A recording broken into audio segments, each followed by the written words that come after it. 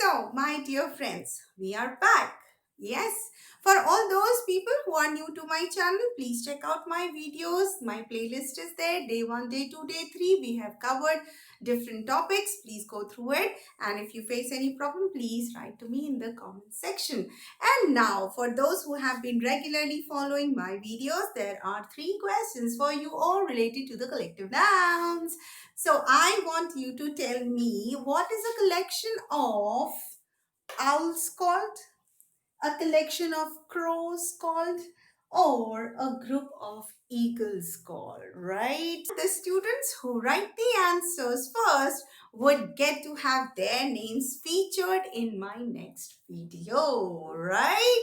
Okay, so what are we going to do today? We are going to learn a little bit about gender, right? So we know that nouns are the names of all things, all places, all persons, and all animals. Now, it would be so strange if we were talking about human beings and animals as human being 1, human being 2, or, it is going to be so very funny. And you know that there are at least 2 different types of human beings and 2 different types of animals based on either their physical characteristics, based on their voice, based on their reproductive organs. So they need to be classified into different categories, right? And this is what gender is all about. When we talk about gender, let's see how many different types of genders we have. So if a noun denotes a male person or an animal, then it is called as masculine gender. Now, what do you mean by denote? Denote means that it is a mark of, a sign of, or it indicates, right? So, if a noun is indicating that it is a female, then the gender is called as feminine. Similarly, you talk about masculine, it's a noun that denotes a male person or a animal. For example, it can be man, lion, husband. Then when you talk about a feminine gender, for example, a woman, a lioness, or a wife. Now when you talk about something, a noun that denotes either a male or a female, and you're like, ding, ding, ding, ding, ding, what is this? Now look at certain nouns: doctor, teacher, friend. Now a doctor can be a male, a doctor can be a female too. A friend can be a male and can be a female too. Similarly, for a teacher, you have a sir, a male teacher, or you have ma'am, a female teacher. So such genders would be called as, yes, common genders. Now when we come to this one, neuter gender. Now it is a noun that denotes a thing without life or a thing that is neither male nor female. So when it is impossible for you to describe a thing as entirely male or entirely female, or when it is, when you know that this particular thing does not have life. For example, if you're talking about book, a pen, it doesn't have a life. Your desk, your chair, your fan, your windows don't have life. They come under the neuter gender. And tree, do not forget the tree. Tree comes under the neuter gender too, because it is difficult for you to place it entirely as male or entirely as female. So such nouns are called as neuter gender, right? I think gender is very clear to you all. I have exercises for you, so if you're paying attention, then of course you would do it well. Students, let's talk a little about the number. When a noun is just one and when a noun is more than one, there has to be a name given to it, right? And this is what we study under noun number. So, when a noun denotes one person or thing, it is called as singular. When it denotes more than one person or thing, it is called as plural.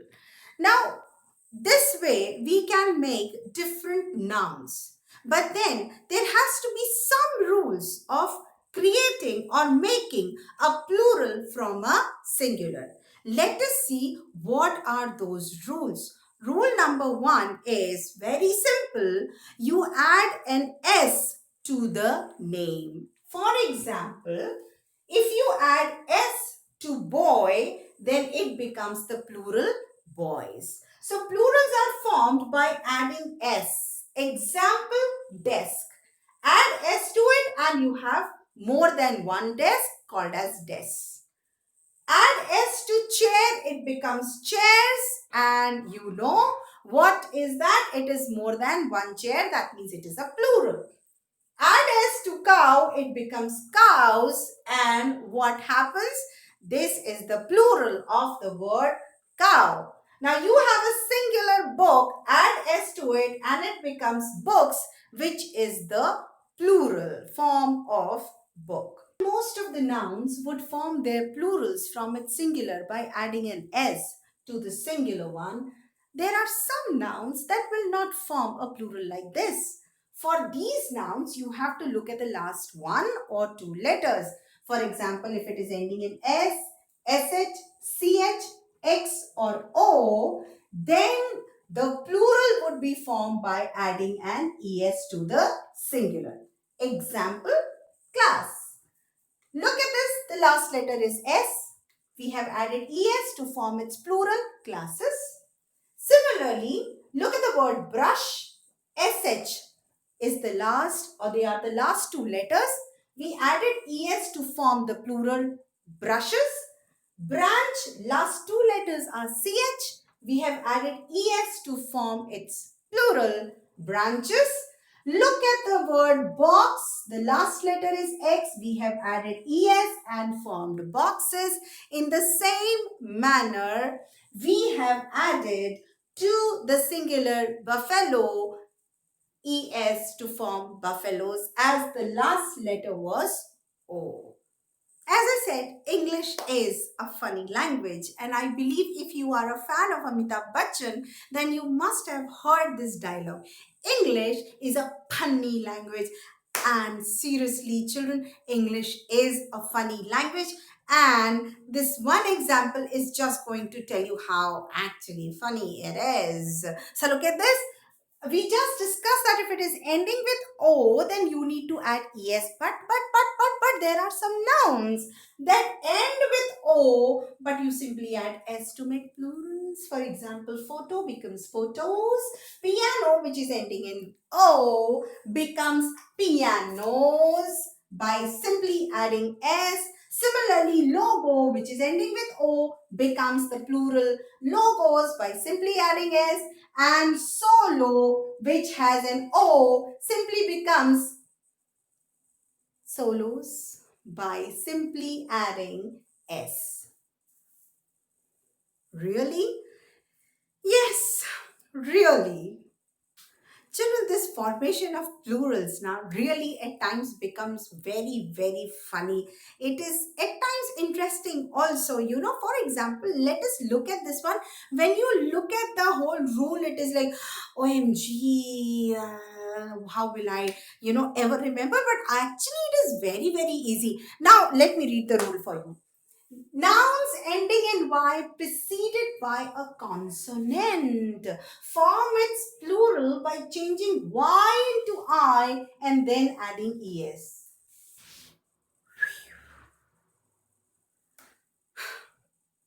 Consonant? Well, the first thing is to understand what is a consonant. Now, apart from A, E, I, O, U, once again, A, E, I, O, U. Apart from these five, the rest of the letters of the alphabet, they are called as consonants. So if you see any of these and after these a Y, then this Y must be replaced by I, and then you need to add an ES to make the plural. Simple. No? Let's see the board. The word is baby. Now look at this. Last letter is Y? Yes. It is preceded by B. That means right in front of this Y is a letter B. And B you know is a consonant because it is neither A nor E nor I nor O nor U. We are supposed to consider only these 5 that are not consonants. Rest everything is consonant, right? So B is a consonant. So you have a Y and before Y a consonant. So what will this Y, what will happen to this Y? This Y is going to be removed as we removed it, and we are going to add I to this Y's place. And once we have done it, we are then going to add an ES and our plural babies would be ready. In the same manner, you are going to do with lady, you are going to do with city. Similarly, we have another way of forming plural. Again, it's very similar to what we did with the Y. So, if the noun is ending with F or FE, we are going to remove the F or FE. We will bring the V and then we are going to add ES. So, let us look at the example of knife. You can see that there is an FE at the end. Remove FE, bring V instead of, in the place of FE, then add ES and you have the plural knives of the singular knife. Likewise, you will do it for wife, you will do it for thief. So, wife will become wives, life will become lives, thief will then become thieves. Interesting and of course easy also. Remember Amitabh Bachchan again and his dialogue, English is a funny language. I have just told you the rule that when you have a word which ends in F or FE, then you are going to replace it with V and add ES and make it plural.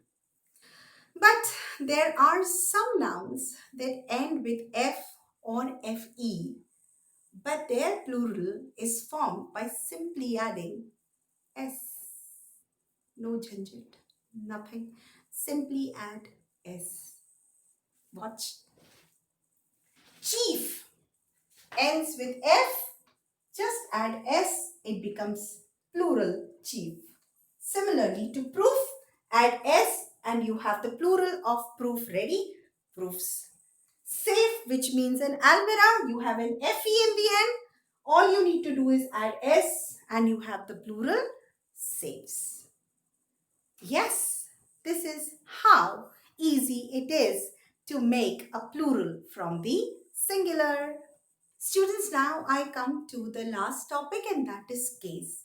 So, apart from this case that I have mentioned on the board, there are other 2 cases also, but we are going to discuss only the possessive case today. So, what exactly is a possessive case? Let's see. A noun that denotes possession, authorship, origin, etc. is said to be in the possessive case, and this changes the form of the noun. How does it change the form? Let's look at this example. Rayon's laptop. So what I'm talking about? I'm talking about the laptop belonging to a boy, Rayon. So here I have shown that this noun laptop belongs to this noun, that is Rayon. So Rayon is showing his possession by this particular phrase that you can see, Rayon apostrophe S laptop. So this tells you that this laptop belongs to Rayon. And children, this is exactly where you make a lot of mistake. You forget this apostrophe.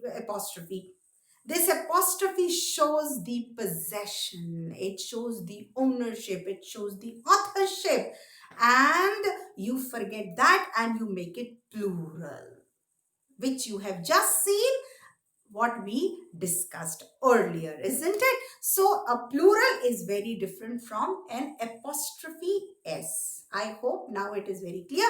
Let us see some more examples.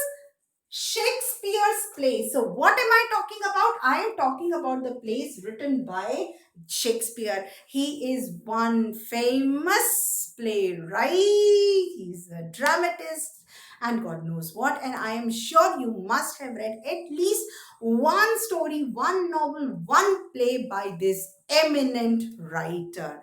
Next, a mother's love. Who doesn't know about this? So, what am I talking about? I'm talking about the love that is felt by a mother, and then it is given to you. You feel it in umpteen number of ways, isn't it? Sometimes you feel it in the form of slaps and a lot of you know what. Okay, so now I am going to end my session with this mother's love, and I hope that you are going to be there with me when I am again online with my next video. I have asked you 3 questions. Do not forget, the ones who give me the correct answers first would find their names in my next video. So fast, fast, fast is how you must be doing.